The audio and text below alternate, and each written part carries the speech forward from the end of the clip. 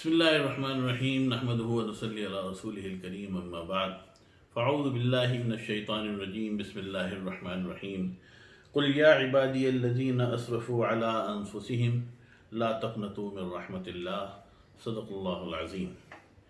قرآن کریم کی یہ بڑی مشہور آیت کہ جس میں اللہ تعالیٰ فرماتے ہیں کہ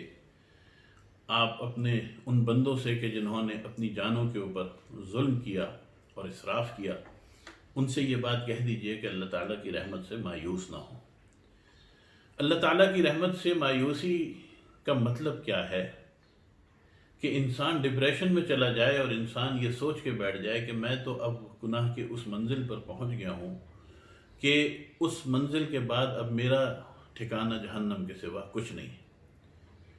لیکن اللہ تعالیٰ فرماتا ہے کہ ان اللہ یغفر الذنوب جميعا، اللہ تعالیٰ تو انسان کے تمام گناہوں کو معاف کرنے والا ہے۔ اور ایک اور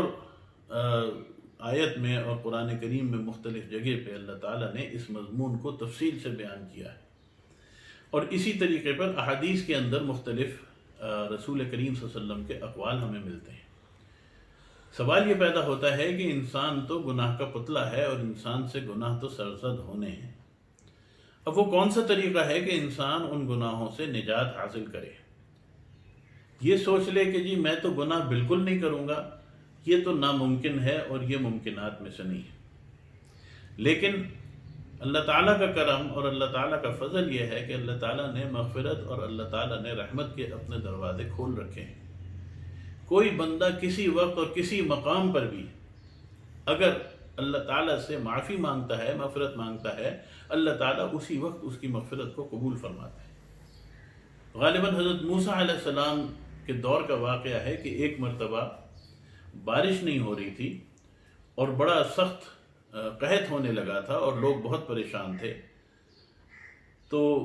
اللہ تعالیٰ سے دعا کے لیے نکلے میدان میں، اور میدان میں شہر سے باہر کھلی جگہ پر جا کر اللہ تعالیٰ سے دعا کی۔ تمام قوم جو تھی آپ کی وہ ان کے ساتھ موجود تھی اور جمع تھی۔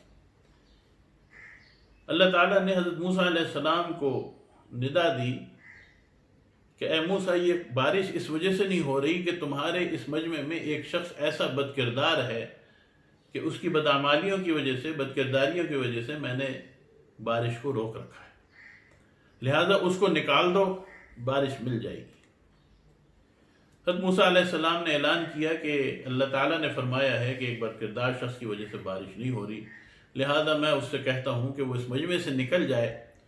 اور جب وہ مجمع سے نکل جائے گا تو ہم پھر دعا کریں گے، اللہ تعالیٰ ہمیں بارش عطا فرمائے گا۔ اب وہ شخص جو اس مجمع میں موجود تھا، اس کی آنکھوں سے آنسو بہے اور وہ گڑ گڑایا اللہ تعالیٰ کے آگے اور رویا کہ اللہ، اگر میں نکل کے جاتا ہوں تو میں تو ذلیل ہو جاؤں گا، رسوا ہو جاؤں گا، مجھے رسوائی اور ذلت سے بچا لے، میں معافی مانگتا ہوں اپنے تمام گناہوں کی اور تو مجھے معاف فرما دے، لیکن مجھے ذلت اور رسوائی سے بچا لے۔ کہتے ہیں کہ ابھی دیکھ رہے تھے کہ کون نکل کے جاتا ہے مجمع سے کہ اللہ تعالیٰ کے رحمت کی بارش جو ہے وہ برسنے لگی۔ حضرت موسیٰ علیہ السلام نے اللہ تعالیٰ سے دریافت فرمایا کہ اللہ، ابھی تو کوئی بندہ نکل کے نہیں گیا تھا، تو بارش کیوں ہو گئی، کیسے ہو گئی؟ اللہ تعالیٰ نے فرمایا کہ جس بندے کی وجہ سے بارش نہیں ہو رہی تھی، اسی بندے نے ایسی مغفرت اور ایسی دعا کی کہ اس کے بدلے میں میری رحمت جوش میں آئی اور میں نے بارش برسا دی۔ میرا عرض کرنے کا مطلب یہ ہے کہ یہ مغفرت، یہ اللہ تعالیٰ سے دعا اور یہ اللہ تعالیٰ سے مانگنا، یہ وہ چیز ہے کہ انسان کو کہیں سے کہیں پہنچا دیتی ہے۔ لہذا اللہ تعالیٰ کی رحمت سے ایک تو انسان کو مایوس نہیں ہونا چاہیے، لیکن اس مایوسی کے برعکس، یعنی یہ تو ایک ایکسٹریم تھی، ایک حد تھی کہ انسان مایوس اتنا ہو گیا کہ میری مغفرت ہی نہیں ہوگی، لیکن اس مایوسی کے دوسری طرف انسان اتنا دلیر بھی نہ ہو جائے کہ اچھا جی اللہ تعالیٰ تو بخش دے گا، تو پھر اللہ تعالیٰ کی اطاعت و فرمانبرداری کو بھول جائے اور پھر اپنے گناہوں کے اوپر شیر ہو جائے۔ یہ بھی منظور نہیں ہے، مقبول نہیں ہے اور مقصود نہیں ہے۔ لہذا جہاں انسان اللہ تعالیٰ کی رحمت کو یاد رکھے، وہاں اسی طرح اللہ تعالیٰ کی جو غضب ہے اور اللہ تعالیٰ کی پکڑ کو بھی اپنے ذہن میں رکھے۔ رسول کریم صلی اللہ علیہ وسلم نے فرمایا کہ بہترین امور وہ یہ ہیں کہ انسان جو ہے وہ میانہ روی اختیار کرے اور درمیان کا راستہ اختیار کرے۔ بہترین امور درمیانی راستے ہیں، یعنی گناہ ہو تو اس کے اوپر اللہ تعالیٰ سے فوراً معافی کا انسان طلبگار ہو، اور دوسری طرف اگر انسان کوئی نیک کام کرے تو اس کے اوپر اللہ تعالیٰ کا شکر ادا کرے۔ اسی طریقے پر رسول کریم صلی اللہ علیہ وسلم نے فرمایا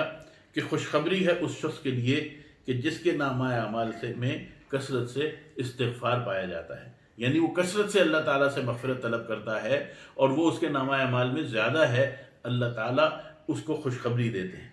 اسی طریقے پر رسول کریم صلی اللہ علیہ وسلم نے فرمایا کہ اللہ تعالیٰ فرماتے ہیں کہ ایک مومن اپنے گناہوں کو پہاڑ کی طرح دیکھتا ہے، جیسے کوئی بہت بڑی مصیبت اور بہت بڑا پہاڑ اس کے سامنے موجود ہے، اور وہ پھر اس سے خوف کھا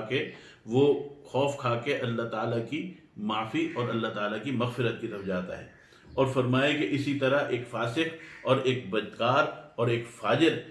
شخص جو ہے وہ اپنی گناہ کو ایک مکھی کی طرح دیکھتا ہے، اور وہ اس طرح کر کے اس کو اڑا دے گا، کہے گا کہ یہ تو کوئی حیثیت۔ یہ رسول کریم صلی اللہ علیہ وسلم کا فرمان ہے کہ مومن اس گناہ کو بہت بڑا سمجھتا ہے۔ چھوٹا سا ہم کہتے ہیں کہ چھوٹا گناہ ہے، بڑا گناہ ہے۔ ہمارے حضرت مولانا اشرف علی صاحب تھانوی نور اللہ مرقدہ نے فرمایا کہ اپنے اٹیچی کیس میں، کپڑوں کا جو اٹیچی کیس ہے، اس میں تم انگارہ رکھ رہے ہو تو چھوٹا انگارہ ہے یا بڑا انگارہ ہے؟ یعنی چھوٹا انگارہ رکھو یا بڑا انگارہ رکھو، کپڑے تو تمہارے جل جائیں گے، کچھ تو دیر میں جلیں گے، کچھ جلدی جلا دے گا، لیکن نقصان تو برابر کا ہوگا۔ چھوٹے گناہ کی بھی نحوست ہے، بڑے گناہ کی بھی نحوست۔ تو استغفار کو ہمیں اختیار کرنا چاہیے، اللہ تعالیٰ سے توبہ مانگنی چاہیے۔ آئندہ نشستوں میں انشاءاللہ استغفار کی فضیلت، استغفار کے الفاظ، استغفار مانگنے کا طریقہ، اس کے اوپر بات ہوگی۔ اللہ تعالیٰ سے جڑ جائیے۔ رمضان کا مہینہ ہے، یہ لیکچر جو ہے یہ رمضان میں آپ تک بھیجا جا رہا ہے۔ اللہ تعالیٰ اس مہینے میں رحمت کے عشرے میں ہم سب کو اپنی رحمت سے ڈھانپ لے، ہم سب کے گناہوں کی معاف فرمائے، اور ہم سب کو اپنی فرمانبرداری اور اطاعت کی طرف ہمیں لگائے۔ اے اللہ اپنے گناہوں کو ہمارے لیے مشکل فرما اور اپنی اطاعت کو ہمارے لیے آسان فرما، اور دل میں ان کی محبت عطا فرما۔ وآخر دعوانا ان الحمد للہ رب العالمین۔